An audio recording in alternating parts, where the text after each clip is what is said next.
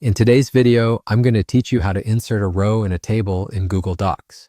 Whether you're collaborating on a document or simply organizing some personal notes, being able to efficiently manage table rows is a useful skill.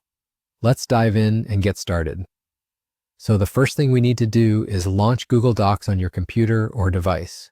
Once you're there, you'll want to have your document open or create a new one where you'll be inserting the table.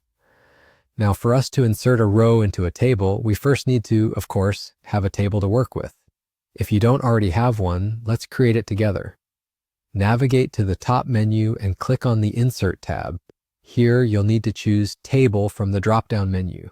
This is where you can customize the size of your table according to your needs. You might want something small like a 2x1, perhaps a 3x1 for a bit more space, or even a 6x4 if you anticipate needing more rows and columns. Select the dimensions that work best for your document and click to insert it. With your table in place, now comes the part where we insert a new row. Locate the spot where you'd like to add this new row. This could be anywhere in your table, depending on where it's needed. Once you decide, simply right-click on the cell that's either directly above or below where you want the new row to appear.